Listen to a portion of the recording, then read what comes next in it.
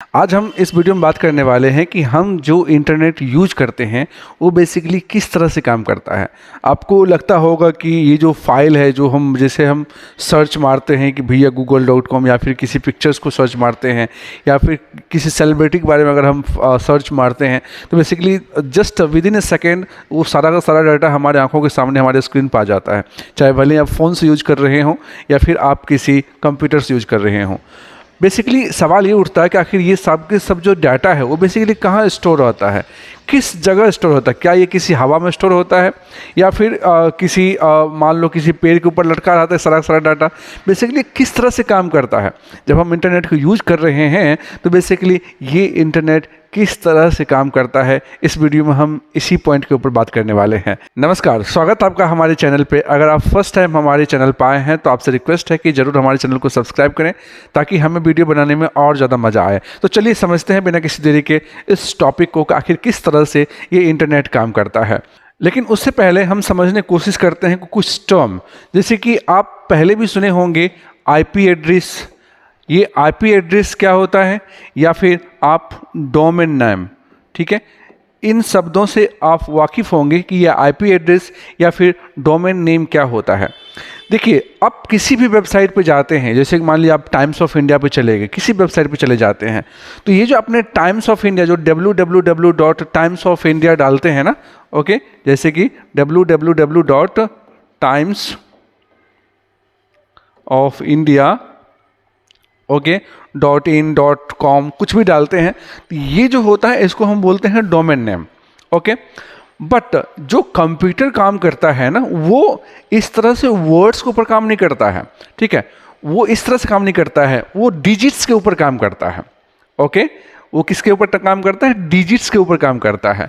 Okay, और इसके अंदर जो डिजिट होता है, जैसे कि 192.168.50.61, इस तरह से जो नंबर्स होते हैं ना, इसको हम बोलते हैं आईपी एड्रेस। जितने भी वेबसाइट्स होते हैं वो सबको इस तरह से आईपी एड्रेस अलाउ किया जाता है। आईपी एड्रेस बेसिकली जैसे आपका घर का पता होता है, उसी तरह से आईपी एड्रेस किसी भी वेबसाइट का पता होता है। जैसे कि अगर आप फाइल सर्च कर रहे हैं तो आपको आपके फ़ोन में जहाँ से भी फाइल आ रहा है वो बेसिकली कैसे आ पा रहा है, ठीक है, उसको पता तो होना चाहिए ना कि हमें किस फ़ोन पे जाना है या फिर किस कंप्यूटर पे इस फाइल को पहुंचाना है, ठीक है। ये जो एड्रेस होता है उसी को हम बोलते हैं आईपी एड्रेस। हर एक फ़ोन का, हर एक वेबसाइट का अपना अलग अलग आईपी एड्रेस होता है, ठीक है। जैसे आपके घर का अपना अलग अलग एड्रेस होता है, उसी तरह से हर एक वेबसाइट का अपना अलग अलग एड्रेस होता है। लेकिन उस वेबसाइट का जो नाम होता है, जो ऊपर से दिखता है, क्योंकि इस तरह से डिजिट्स में याद करना किसी भी वेबसाइट को इस तरह से डिजिट्स में याद करना वो काफ़ी ज़्यादा मुश्किल हो सकता है। और अगर हमको 8-10 वेबसाइट को याद रखना है तो वो एक दूसरे में मिक्स हो सकता है फिर, ठीक है। इसलिए उसको डोमेन नेम प्रोवाइड किया गया। जो ऊपर से आपको दिखता है वो बेसिकली ये दिखता है डोमेन नेम, लेकिन इसके पीछे जो एड्रेस होता है जिस पर आप डाटा वगैरह सर्च करते हैं, जिस पर मंगवाते हैं, वो जो एड्रेस होता है उसको हम बोलते हैं IP address. Okay, domain name ऊपर से दिखता है और आईपी एड्रेस उसके अंदर में जो काम कर रहा होता है। अब समझते हैं कि ये इंटरनेट होता क्या है। बेसिकली जो इंटरनेट होता है वो एक तरह से नेटवर्क होता है। जितने भी कंप्यूटर्स हैं, जितने भी फ़ोन्स हैं, वो सबको बस एक तार से जोड़ देने की कोशिश है, इसे ही हम इंटरनेट बोलते हैं। ओके, जितने भी सिस्टम्स हैं पूरे वर्ल्ड में आप देख पा रहे हैं, जितने भी फ़ोन्स हैं वो सब के सब एक दूसरे से कनेक्टेड हैं, इसी को हम इंटरनेट कहते हैं। एक नेटवर्क के जरिए ये सब एक दूसरे से कनेक्टेड हैं, इसी को हम इंटरनेट बोलते हैं। अब हम समझने की कोशिश करते हैं कि अगर मैंने ये वीडियो YouTube पे अपलोड किया है तो ये वीडियो आप तक कैसे पहुंचा है। तो जैसे कि देखिए, यहाँ पे मैं हूँ, ओके, और यहाँ पे आप हो, ओके। जहाँ तक ये वीडियो पहुंचना था ये मैं हूँ, ओके, और ये आप हो, एक कंज्यूमर हो जो कि इस डाटा का आप यूज कर पा रहे हो। अब इस डाटा को मैं अपलोड करूंगा और आप तक ये डाटा पहुंचेगा, बट ये कैसे पॉसिबल हो पाता है। तो जैसे कि देखो कि मैंने डाटा को अपलोड किया, अपलोड करने के बाद मैंने कहाँ अपलोड किया ये डाटा मैंने यूट्यूब पे अपलोड किया। अब यूट्यूब के पास एक सर्वर होता है, सर्वर जैसे कि आपके पास पेन ड्राइव होगा तो पेन ड्राइव में आप कोई किसी भी डाटा को स्टोर कर सकते हैं, तो उसी तरह से यूट्यूब के पास पास में एक बड़ा सा पेन ड्राइव है जिसको हम सर्वर बोलते हैं, ठीक है, जहाँ पे ये सब के सब डाटा जाकर के स्टोर हो जाता है। अब यहाँ तक कि अगर मैं यूट्यूब की बात कर रहा हूँ तो यूट्यूब बेसिकली किसकी कंपनी है? गूगल की कंपनी है, ठीक है। गूगल बेसिकली गूगल ही पेरेंट कंपनी है यूट्यूब की। तो ये सब के सब जितने भी डाटाज होते हैं जो कि आप गूगल पे आप सर्च कर रहे हो या फिर यूट्यूब पे सर्च कर रहे हो, ये सारा का सारा डाटा जाकर के गूगल के सर्वर में जाकर के स्टोर हो जाता है। ओके, अब जैसे मैंने यूट्यूब पे कोई भी डाटा, जैसे मान लो ये फाइल है, ओके, ये फाइल अगर मैंने अपलोड किया यूट्यूब के ऊपर, ये फाइल सीधा चला जाएगा गूगल के सर्वर के अंदर। अब गूगल का सर्वर कहाँ पे है? गूगल का सर्वर जो है वो यूएसए में है। तो ये जो डाटा होता है ना, वो सीधा चला जाएगा गूगल सर्वर के पास। ये है सर्वर, ठीक है, इस सर्वर के पास चला जाएगा ये हमारा डाटा। ओके, और वहाँ से आप क्या कर रहे हो? इस डाटा को सर्च कर रहे हो, फिर इस सर्वर के जरिए आपके पास डाटा ये आ जाता है। लेकिन क्या इतना ही आसान है जितना हमको ये समझने में लग रहा है? बेसिकली ये इतना ज़्यादा आसान नहीं है। देखो, जिस तरह से मैं हूँ तो मैं सीधा यूट्यूब से कनेक्टेड नहीं हूँ, मुझे कनेक्ट करने के लिए बीच में कोई एक बिचौलिया कंपनी आया हुआ है जिसको हम बोलते हैं ISP, जिसको हम क्या बोलेंगे? ISP बोलेंगे, यानी इंटरनेट सर्विस प्रोवाइडर। ओके, अब ये क्या करता है? ये मेरे और गूगल के बीच में कनेक्शन को इस्टेब्लिश करता है। उसी तरह से यहाँ पे भी बीच में क्या है? ISP है, जिसको हम क्या बोलेंगे? Internet service provider. ये क्या करेगा? ये आपके और गूगल के बीच में एक कनेक्शन इस्टेब्लिश करेगा। ये ISP बेसिकली अलग अलग तरह के होते हैं। एक होते हैं Tier 1, ओके, और एक होता है Tier 2, Tier 3 भी हो सकता है, Tier 4 भी हो सकता है, डिपेंड करता है। अब जो Tier 1 कंपनी है ना, ये बेसिकली क्या करती है? जितने भी समंदर होते हैं वो सारे समंदर के अंदर इसने अपने केबल्स को बिछा के रखे हैं। बेसिकली ये जो डाटा यहाँ से गूगल के सर्वर तक पहुँच पाया है, ये बेसिकली एक केबल्स के जरिए पहुँच पाया है। आप जिस तरह से यहाँ पे देख सकते हैं, ये केबल होता है जिसको हम बोलते हैं ऑप्टिकल केबल। यहाँ पे ये जितने भी ये हेयर लाइक स्ट्रक्चर आपको दिख पा रहा है, ये सब के सब एक ही जो होते हैं, लगभग 1000 से 100 से Gbps ये स्पीड को ये लेकर के कैरी कर सकते हैं। ओके, और इस तरह से ये समंदर के अंदर बिछा हुआ रहता है। ये देख पा रहे हैं ये समंदर के अंदर, तो यहाँ पे इस तरह से ये सारा केबल बिछा हुआ रहता है। ओके, जो कंपनी इस केबल को बिछाने का काम करती है उस कंपनी को हम बोलते हैं Tier 1 कंपनी, और ये एक तरह का ISP है। Tier 1 कंपनी क्या है? एक तरह का ISP है। ओके, अब इस केबल्स के जरिए बेसिकली होता क्या है? जैसे कि यहाँ पे मैंने डाटा अपलोड किया, ठीक है, अब मेरा फ़ोन तो किसी के, आप बोलोगे सर हमारा फ़ोन तो किसी केबल के जरिए कनेक्टेड तो है ही नहीं। बिल्कुल सही बात है। हमारा जो फ़ोन है ना, वो हमारे आसपास में जो टावर्स हैं, जो कि एयरटेल हो गया, रिलायंस हो गया, ये जो टावर्स होते हैं ना, ये टावर्स के जरिए हम कनेक्टेड होते हैं। लेकिन उस टावर से एक केबल जुड़ा हुआ रहता है, ठीक है, और वो केबल जो है अलग अलग जगह से होते हुए वो कहाँ चला जाता है? वो गूगल के पास चला जाता है। ओके, बहुत सारे ऐसे कनेक्शंस इंडिया में पूरी तरह से जो है ऑप्टिकल केबल्स का जाल बिछा रखा है, ठीक है। आप देखोगे ना तो हमारे इंडिया में देखोगे कि ये सब के सब Tier 1 कंपनीज है, और इंडिया में जो Tier 1 कंपनीज है वो है टाटा कम्युनिकेशन। टाटा कम्युनिकेशन पहले गवर्नमेंट कंपनी हुआ करती थी, गवर्नमेंट ओन कंपनी हुआ करती थी, लेकिन बाद में ये प्राइवेटाइज्ड हो गई है। ओके, और ये जो टाटा कम्युनिकेशन है वो इंडिया में इस तरह से Tier 1 कंपनी काम करती है, यानी जाल बिछाने का काम करती है। ओके, तो इस तरह से आप देखोगे कि ये जो आपको मैप दिखाई दे रहा है, इस तरह से पूरी तरह से अर्थ के ऊपर ये पूरा का पूरा केबल यहाँ पे बिछा हुआ है। ओके, यहाँ पे जैसे कि आपको ये इंडिया का लोकेशन दिख रहा है, इंडिया में आप देख पा रहे हो ये है मुंबई।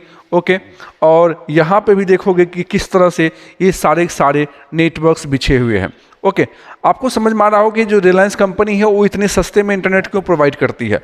ओके, देखिए जो रिलायंस है ना, उन्होंने अपना एक सबमरीन केबल्स को इस्टेब्लिश किया है, जो कि एशिया हो गया और अफ्रीका हो गया, यूरोप हो गया, इस सारे को कनेक्ट करती है। और इस केबल का नाम आप देख पा रहे हैं, इस केबल का नाम है AAE1, ठीक है। अब यहाँ पर देखेंगे ये वाला जो आपको कलर दिख रहा है, ये वाला कलर ये जो आपको केबल दिख रहा है यही है रिलायंस जियो का केबल, जो कि मैराइन के अंदर यानी जो सबमैराइन केबल होता है उसके तरह ये काम करता है। और ये देख पा रहे हैं आप किस तरह से यूरोप से होकर के, अफ्रीका से होकर के, इंडिया से होकर के, यहाँ तक कि ये पूरे पूरे एशिया में इस तरह से इन्होंने बिछा रखा है। इसीलिए जब रिलायंस को बेसिकली होता है कि जब आप इंटरनेट यूज कर पा रहे हैं तो रिलायंस क्या करते हैं, आप जो भी ट्रैफिक है, आप जो भी सर्च कर रहे हैं उस ट्रैफिक को अपने केबल्स के जरिए, अगर आप यूरोप के डाटा या फिर अफ्रीका में कोई डाटा स्टोर है या फिर इधर एशिया में कोई डाटा स्टोर है, ठीक है, जहाँ पे सर्वर है, अगर आप उस सर्वर से कनेक्ट करना चाहते हैं तो रिलायंस क्या करते हैं, अपने केबल्स के जरिए इस ट्रैफिक को वहाँ तक पहुँचा देते हैं और वहाँ से डाटा आपको उठा के पटक देते हैं, ठीक है। तो इसलिए इनको सस्ता पड़ जाता है, क्योंकि बेसिकली जो इंटरनेट आप यूज कर पा रहे हैं उसका कोई चार्जेस नहीं होता है, उसमें कोई पैसा नहीं लगता है, ठीक है। बट ये है कि ये जो इंफ्रास्ट्रक्चर इतना जो बिछ रखा है ना, इंफ्रास्ट्रक्चर का जाल जो यहाँ पे है, इसके मेंटेनेंस के लिए या फिर इसके इंस्टॉलेशन के लिए जो खर्च लगता है बेसिकली वही खर्च होता है। ये वन टाइम खर्च होता है और बीच बीच में जो है इसके लिए मेंटेनेंस का खर्च वगैरह प्रोवाइड किया जाता है, तो जिसके वजह से आपकी जो है इंटरनेट की कुछ ना कुछ कॉस्टिंग आ जाती है जब आप उसको यूज कर पाते हैं। तो इस तरह से आपको समझ में आ गया है कि पूरे जो दुनिया है इसके ऊपर ये तरह से जाल बिछ रखा है और ये जो है इसी वजह से आप इंटरनेट यूज कर पा रहे हैं। ये सब के सब केबल्स, ऑप्टिकल फाइबर केबल्स है, जो कि मैंने आपको दिखाया था इस तरह से जो है समंदर के अंदर इस तरह से इसको बिछा रखा गया था, ठीक है। बट प्रॉब्लम जो जैसे शार्क वगैरह हो गया या फिर कोई भी फिशेस वगैरह हो गई या फिर किसी भी वजह से ये टूट सकते हैं, फूट सकते हैं, कट सकते हैं, तो इसके लिए मेंटेनेंस कॉस्ट आता है, ठीक है, और यही आपको बियर करना पड़ता है। ये बेसिकली करता कुछ नहीं है, आपको क्या करता है, बस आपको उस सर्वर से कनेक्ट कर देता है, ठीक है, जिसके वजह से आप इंटरनेट का यूज कर पा रहे हैं। अब वापस से मैं इस पे आता हूँ कि जैसे मैंने वीडियो अपलोड किया तो बीच में एक आईएसपी होता है जिसको हम बोलते हैं इंटरनेट सर्विस प्रोवाइडर। तो ये मेरे डाटा को ले करके एक तो पहले सबसे पहले यहाँ पे पास में टावर होगा, ठीक है, और ये टावर के पास ये हमारा फ़ोन से कनेक्ट हो जाता है और इस टावर से केबल कनेक्टेड होता है, ठीक है, और ये कनेक्टेड जो है केबल कनेक्टेड होकर के ये कहाँ तक चला जाता है, ये गूगल के सर्वर तक पहुँच जाता है और वहाँ पे मेरा डाटा जाकर के वहाँ पे स्टोर हो जाएगा, ओके। और उसके बाद जब आप इस वीडियो को सर्च करेंगे तो आपका जो ट्रैफिक है वो ट्रैफिक लेकर के ये सर्वर तक आता है। कैसे कि आप फ़ोन यूज कर रहे हैं, फ़ोन आपके जो है आसपास के टावर से कनेक्टेड होता है, टावर से बड़े बड़े ऑप्टिकल फाइबर्स कनेक्टेड होता है, वो ऑप्टिकल फाइबर्स जो है आपको कहाँ पे लेके जाता है, पहले तो इंडिया में घूमेगा अलग अलग जगह पे, ठीक है, और उसके बाद फिर वो लेके जाएगा आपको यूएसए तक जहाँ पे गूगल का सर्वर है, और वहाँ पे जा कर के आप जो भी सर्च करना चाहते हैं वहाँ से वो डाटा आपको भेज दिया जाता है, ठीक है। लेकिन आप जब भी किसी भी फोटो वगैरह सबको सर्च करते हैं, वीडियो सर्च करते होंगे, तो आप देखते होंगे जैसे मान लीजिए कोई बड़ा सा फोटो है या फिर हैवी फोटो है, अच्छी क्वालिटी का है, बट आपका नेट उतना अच्छे से काम नहीं कर रहा है, तो पीस होकर के कट के पीस जो है धीरे धीरे वो ओपन होता है, ठीक है। पहले ऊपर से थोड़ा ओपन हो गया, फिर नीचे से ओपन हो गया, फिर नीचे से ओपन हो गया, फिर उसके नीचे से ओपन हो गया। इससे ये पता चलता है कि बेसिकली जो भी फाइल आप सर्च कर पा रहे हैं ना, तो वो फाइल इकट्ठा नहीं आता आपके सिस्टम में, वो फाइल बेसिकली पीस में आता है, छोटे छोटे टुकड़े में होकर के आता है। लेकिन जितने भी पीसेस होते हैं, जितने भी पैकेट्स होते हैं इस पीस के, वो सारे पैकेट्स को आपका आईपी एड्रेस पता होता है कि मुझे इस आईपी एड्रेस पर जाना है। मतलब आपका जो फ़ोन है उसका अपना एक आईपी एड्रेस होता है, तो उसको पता होता है कि मुझे इस एड्रेस पर जाना है, तो वो सारे पैकेट्स जो है आपके फ़ोन तक पहुंच जाते हैं और यहाँ पे ये सारे पैकेट्स असेंबल होकर के आपके फ़ोन पे, आपके स्क्रीन के सामने आपको दिखाई देते हैं। तो बेसिकली ये जो है वो पीसेस में काम करता है। जैसे आपका इंटरनेट स्लो होगा तो वो धीरे धीरे आएगा, इसलिए आपका जो है जो खुलने की आपके स्क्रीन पर देख पा रहे हैं वो बहुत स्लो दिखता है। लेकिन जब आपका इंटरनेट फास्ट होता है तो ये काफ़ी ज़्यादा फास्ट आता है और आपका जो भी डाटा वगैरह सब है, जो भी फाइल है, वो आपको आसानी से दिख जाता है। तो आप समझ पा रहे हैं कि किस तरह से ये सारा इंटरनेट काम करता है। बेसिकली जो भी आप सर्च कर पा रहे हैं वो कहीं पे स्टोर है, हवा में कहीं स्टोर नहीं है, बट कहीं पे स्टोर है, किसी सर्वर के पास स्टोर है, ठीक है। आप किस वेबसाइट का, कोई वेबसाइट, जैसे हम भी अगर वेबसाइट बनाते हैं तो हमारा जो वेबसाइट होगा वो किसी न किसी सर्वर से कनेक्टेड होगा। हम उसके लिए वो जो स्टोरेज होगा ना, जो भी स्टोरेज होगा 5 GB, 10 GB, 50 GB, वो स्टोरेज मैं परचेज करूँगा। उसके लिए मैं पैसा पे करूँगा और वो अपने सर्वर में मुझे प्लेस देगा, जगह देगा, इतना आपके लिए स्टोरेज आपको दिया गया। जैसे पेन ड्राइव में अगर 16 GB का पेन ड्राइव है, उसमें 2 GB का डाटा डालोगे, 4 GB डाटा डालोगे, आपका एक फुल हो जाता है, ठीक है। तो उसी तरह से हमको, अगर मैंने कोई वेबसाइट परचेज करूँगा, या फिर मान लो मैं जो डोमेन नेम होता है या फिर IP एड्रेस होता है, अगर मैं उसको परचेज करूँगा तो बेसिकली क्या होगा, हमको उसके लिए पे करना पड़ेगा उस स्टोरेज के लिए, ठीक है। तो अगर मान लो कि मैं गूगल के थ्रू कोई वेबसाइट बनाता हूँ, तो गूगल के जो सर्वर होगा वहाँ पे हमारा जितना भी डाटा होगा वो सब के सब वहाँ पे जाकर स्टोर हो जाएगा। या फिर कोई इंडिया के अंदर सर्वर है, जैसे कि अमेजोन हो गया, फ्लिपकार्ट हो गया, इन्होंने अपना सर्वर इंडिया के अंदर ही बना दिया है, ठीक है। तो यहाँ पे जो भी डाटा आप सर्च करते हैं तो वो बाहर नहीं जाता है, क्योंकि बाहर में इतने मैराइन्स होते हैं, मतलब समंदर होते हैं, उसके थ्रू ऑप्टिकल फाइबर्स के जरिए डाटा जाएगा आएगा, उसमें जो है काफ़ी ज़्यादा टाइम वेस्ट हो सकता है, और अगर कोई प्रॉब्लम्स हो सकती है तो फिर वो कट भी हो सकता है, ठीक है, और फिर आपका इंटरनेट स्लो हो सकता है। तो इसलिए बेटर ये है कि जो भी डाटा पॉसिबल हो सके, अगर इंडिया में ही उस डाटा को यूज किया जा रहा है तो क्यों नहीं उस डाटा का स्टोरेज भी इंडिया के अंदर ही, इंडिया के ही सर्वर में हो, ताकि उस डाटा का जो रीच है वो काफ़ी ज़्यादा आसान हो जाए, ठीक है। तो बहुत सारे सर्वर्स वैसे बनाए गए हैं इंडिया के अंदर भी। जैसे कि आप आधार कार्ड की बात करते हैं, तो आधार कार्ड का जो डाटा होता है वो इंडिया के सर्वर में ही स्टोर होता है, वो किसी बाहरी कंपनी के सर्वर में स्टोर नहीं होता है, जिसको हम लोकल डाटा स्टोरेज भी जिसको हम बोलते हैं, ठीक है। तो वहाँ पे लोकली यानी इंडिया के अंदर ही वो डाटा स्टोर होता है, सारा आपका जो आधार कार्ड का डाटा वगैरह होता है, और भी बहुत सारे इन्फॉर्मेशंस होते हैं जो कि कहीं और स्टोर नहीं होता है, ठीक है। और रिक्वायरमेंट के बेसिस पे कितना जो है पब्लिक को इसका रीच आउट होना चाहिए, उसके हिसाब से उस डाटा को अलाउ किया जाता है, ताकि पब्लिक उसको देख सकती है कि नहीं देख सकती है, ठीक है। तो ये सारे डाटा जो अगर आपको समझ में आ गया होगा कि किस तरह से ये नेटवर्क हमारा काम करता है, यानी आपके फ़ोन से किसी और सर्वर से कनेक्ट कर देते हैं, और ये जो कनेक्शन होता है यही बेसिकली हमारा इंटरनेट होता है, जिसको हम नेटवर्क बोलते हैं। और इसके ये जो होते हैं कौन करते हैं, ये ISP करते हैं, और इसके बदले में हमसे चार्जेस लेते हैं। आई होप आपको समझ में आ गया होगा कि हमारा इंटरनेट किस तरह से काम करता है। अगर आपको वीडियो अच्छा लगता है तो हमारे वीडियो को ज़रूर शेयर करें, सब्सक्राइब करें। मिलते अगले वीडियो में।